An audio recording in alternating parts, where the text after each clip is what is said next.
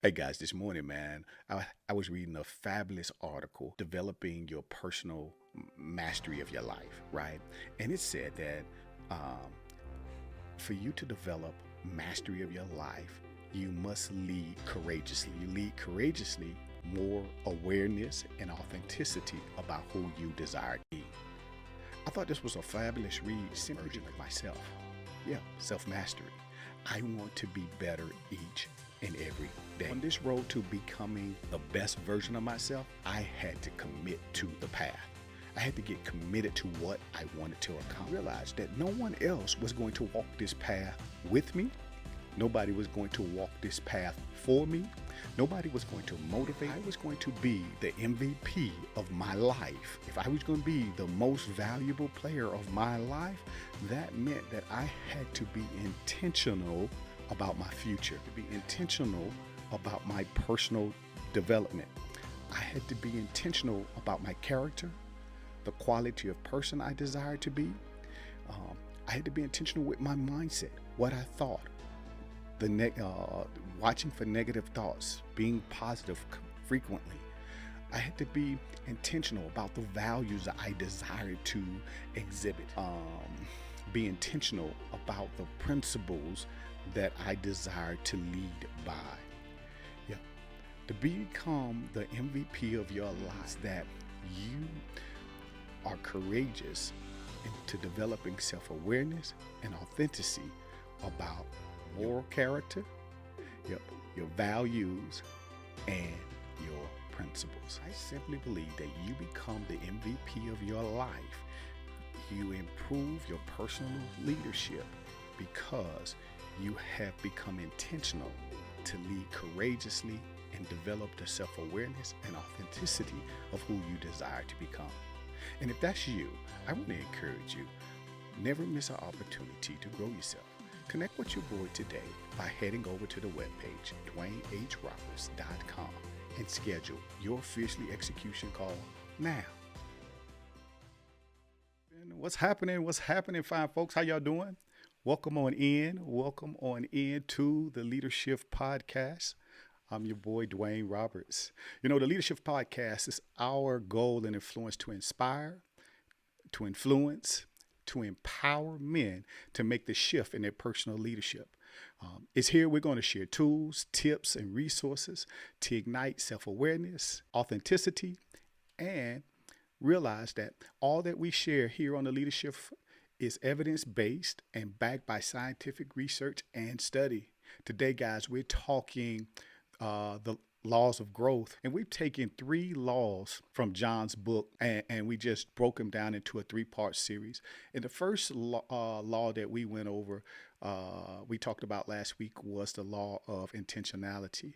And guys, today, man, we tapping into the law of self-awareness. If you're rocking with me, I want to say thank you for taking time and connecting with me. Listen, before we get started, man, and we jump into today's podcast, listen, I want to invite you to step into your purpose. That's right. We're hosting a men's Bible study every Thursday at 7:30 p.m. Mountain Standard Time. Listen, all you have to do is go over to the webpage, DwayneHRoberts.com. There you can connect with us for Step Into Your Purpose Men's Bible Study. We're taking three laws of growth from the John Maxwell, and we identified three particular laws. One was the law of intentionality. That was the first part we talked about last week. This week, guys, we're talking the law of self-awareness. So we're talking the law of awareness, and the law of awareness states this: that you must know yourself to grow yourself. At least that's what John Maxwell says, right? You must know yourself to grow yourself. In essence, to grow and to develop into our potential, or to grow our potential, we must be clear on our identity. Who are you? What makes you unique? What makes you valuable? What do you bring to the team? What do you bring to the community? What's that skill set that you lead by, right? You must be real clear about who you are, clear on your identity. However, most people are challenged when it comes to gaining clarity about themselves. You know, I meet so many people say, um, when you ask them, well, tell me about yourself. And they start telling you about the work they do. They tell you about the job they work on. They never really get into uh, the meat and potatoes about who they are, what makes them intrinsically them, right? And what I find is that simply because you lack the identity of who you are, in many cases, we lack this place of purpose for our life, right? A Harvard study indicated this that only 10 to 15% of people actually have a crisp, clear understanding about themselves. And out of those 10 and 15% of people, these are the individuals who actually exhibit self awareness according to the criteria and definition of it, right? So that means that there's 85% of the world who is unaware about who they truly are. Now, I got to admit, I remember just being in that place for myself, not knowing who I was or why I existed, what made me what made me valuable, what was my true authentic skill sets, what made me authentically me. And many people are challenged with these questions. Only 10 to 15% of people actually are self-aware. So it leads me to ask, what's the definition of self awareness? Harvard study indicates that self awareness is having the clarity to recognize your own values, passions, and aspirations within our environment. Self awareness also includes our feelings, our behaviors, our strengths, and limitations, and understanding how they impact. It's through self awareness that we discover our true passions for life. It's it also helps us identify the pain areas in life and very well can lead to us finding our purpose. So, what's the thing that you're passionate about doing? What's the thing that you would do even if you didn't get paid to do? As a young man for myself, I just recall running around in the backyard with a stick in my hand, playing G.I. Joe, tumbling in the backyard, flipping, hiding behind a tree or rock, bang, bang. As I developed and grew, got older, my very passion and my desire was to serve in the U.S. Army. Guess what? That's exactly what I did. I followed my passion. Thank God to my mom, a saving grace of my mom. Let me say that. True story. She actually came to pick me up from my house. I was about 20 years old. I think I was about 20 years old. And she took me to the recruiter's office. This was a Thursday afternoon. I took the ASVAB. I passed it. I went back Friday morning so they can help me find a job at the MEP station. I found a job and I left for basic training. So I was in Fort Jackson on Monday morning. True story. Yeah, passed the ASVAB on a Thursday. Monday morning, I was in the air on my way to basic training. That's my passion, So that's that self awareness piece, right? Being self aware of what's your passion in life, what drives you, what leads you to follow your dreams and goals for life, right? But also, this place of self awareness helps us identify the pain in our lives. What's the area that you're challenged in? What's the area that you find brings you the most trouble? The area that you feel like you're stuck, you need more answers in or about? Self-awareness helps you identify where you are in life. It helps you recognize those pain areas, and we can overcome and trust our passions, our desires, our dreams, and visions for life. Man, I promise you, and understand that the experiences that we go through, our hardships, are actually designed to lead us to a place of purpose. Because what you actually go through isn't designed to keep you down. It's designed for you to learn from. It's designed for you to overcome, so you can be the miracle for someone else. So you can be the blessing to someone else, right? And this, my friends, lead us into this place of, if you're considering to find your passion or purpose in life, right? And I really like these questions, right? Do you like what you're doing right now? Ask yourself that question. Do I really like what I'm doing right now? Another question you can ask yourself. And this question is, if you're not doing what you like right now, what would you like to be doing? What's the thing that you would love to be doing right now that can give you more fulfillment, give you more peace, give you more joy? Are you willing to pay the price to do what you like? It's the third question. You know, price to pay. There's going to be some homework to do. There's going to be some long hours to develop you. Yep. There's going to be some studying. Yep. Preparation. Yep. There's going to be days that you're going to have to sit alone with your thoughts.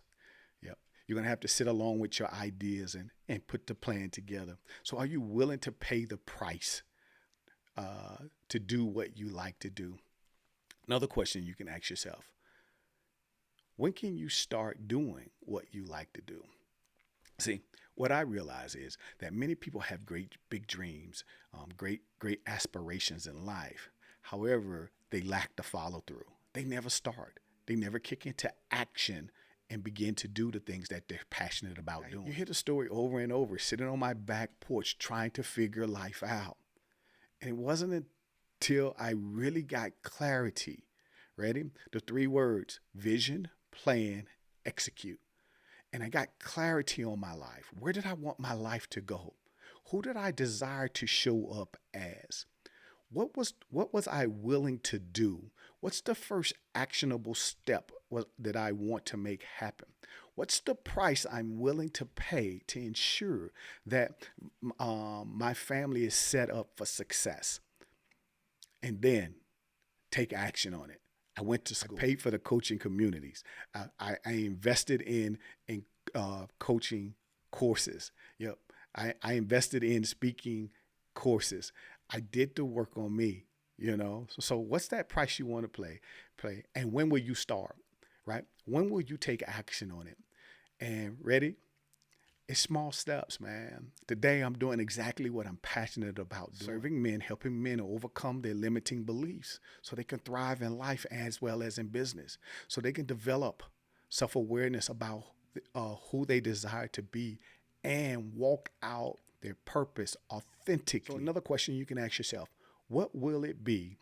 What would it be like when you get to do what you like to do? I got to admit, guys, being able to do what I love to do.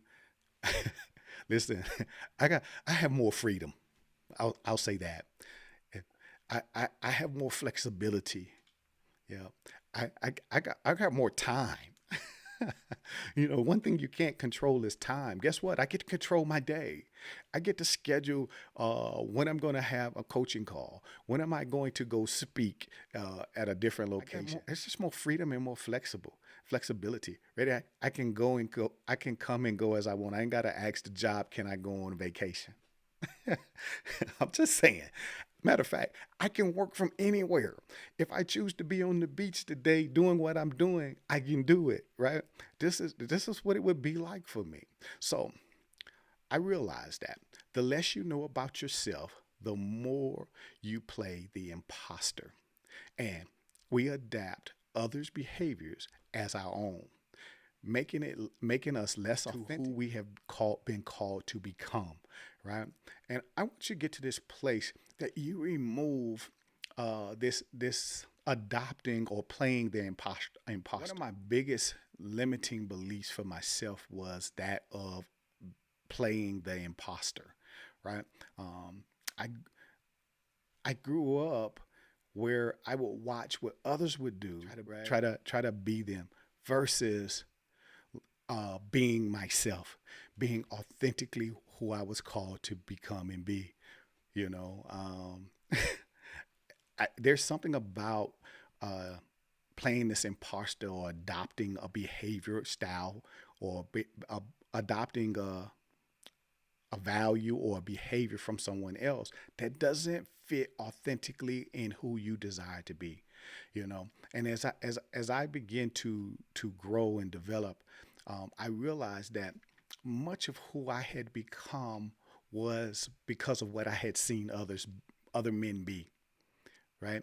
This wasn't the true nature of me, of who I was, right? And what I mean by guys grow up in a house without a father figure, right?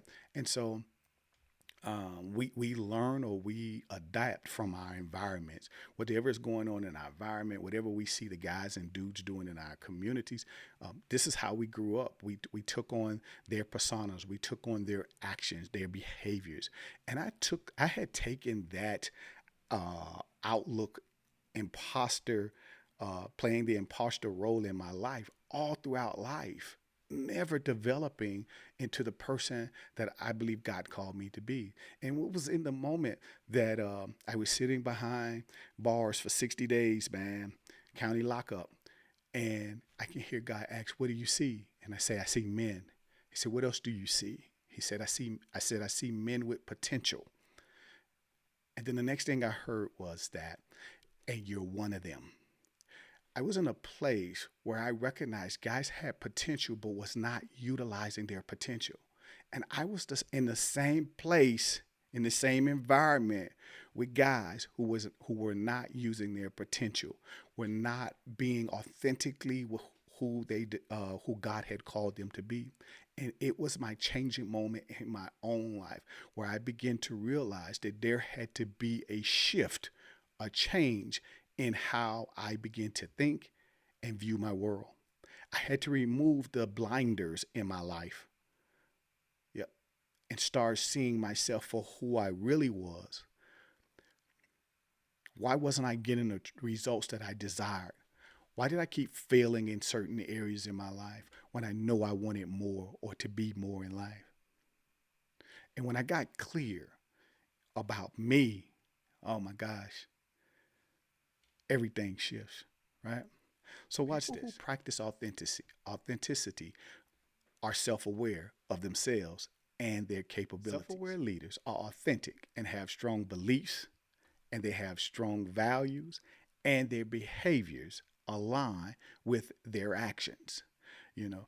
I believe you just want to be congruent of who you are. Maxwell says this, and he makes this argument that self-awareness simply means being consistent with your moods, values, and principles. He also says transparent and exposing your limitations and vulnerabilities, and openness about your strengths and capabilities are key to becoming self-aware. Maxwell also goes on to say that be willing to address your shortcomings in life and seek the advice from other people. Be clear on your values. I really like this, right? Being clear on your values. I think that for me, one thing I didn't have for myself were a clear set of values. I had adopted everybody else's values. What I thought somebody else cared about, well, then that's what I probably cared about. Or I didn't care about it enough. It wasn't important enough to me, right? And I think that having values, core values in your life, they give you guiding principles. They help you develop guiding principles about who you desire to be and who you desire to become. And so taking a moment, sitting down and asking myself or identifying for myself 5 core values of who I desire to be, man, I promise you, was a game changer. Being transparent, developing my self-awareness, being authentic of who I am, being honest, and empathetic, who I desire to be, trustworthy.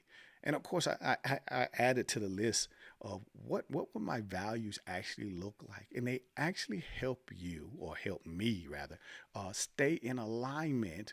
Let me close this thing out. Developing self-awareness is simply a process of gaining deeper understanding of yourself, your thoughts, your feelings, and your behavior, with 6 tips that I actually utilize in my personal leadership and coaching sessions, right? Number 1, practice self-reflection. Simply set time and reflect on your goals, your values, and behaviors of the day. What did I do good? What could I improve on? What actions can I take that align with my person, the person I desire to be? 2, practice Practice being mindful. Be present in the moment. Be present without judgment. One of my daughters often say, pictures are great. I love taking pictures, but sometimes you just have to put the camera down and be in the moment. I want you to practice mindfulness and be in the moment, but be in the moment without judgment. Third tip, keep a journal.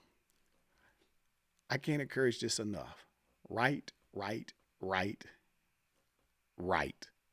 down. Write your thoughts down. Write your feelings down. Identify your behaviors and write them down. This may just help you identify patterns in your thinking and in your behavior that you might want to correct. This literally happened for a client of mine where they wanted to pick up more productivity throughout their day. They didn't realize what was some of the distractions that were hindering them from reaching their daily goals or following through and getting the results that they wanted for fulfillment of their day. Well, as they begin to start writing down and journaling their day, they begin to realize a pattern was taking place, and they was identifying what took place that caused me to get offline, to get distracted. And here it was. And what they found was that each time their phone dinged, they would pick it up and surf the web or check emails and things of that nature. So the action plan was to go ahead, silence those notifications, put the phone away, tuck it in the desk or something of that nature, so they wouldn't be distracted and get followed through. The power of journaling. So tip number 4, listen, seek feedback from other people, man. I love this, and I'm often doing this for myself, man. I'm asking trusted people, family members, colleagues for feedback. What am I doing well? What's my strengths? What do you recognize as a limitation or weakness in me? And what can I improve on? Tip number 5, go ahead. And I'm going to flip this just a little bit. And I want you to think outside your comfort zone. Notice I didn't say step outside your comfort zone. I said think outside your comfort zone.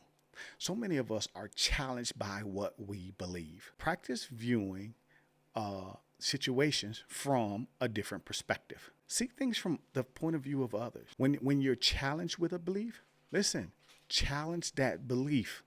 Challenge what you're thinking. Think outside what's comfortable. Tip number 6, go ahead, take a personality test, and not a free one. I got it. They got some free ones out there, and I guess they're good. But they don't give you you don't get the full outlook. You just get to identify that you're green, red, blue, purple. Listen, you're more than a color. God has made you intrinsic. There's some special things about you.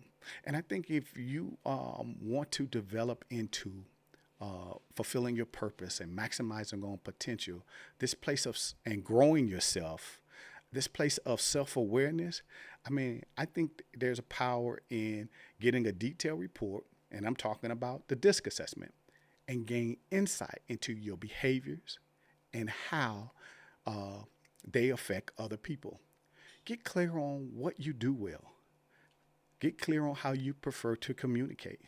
Understand what truly motivates you.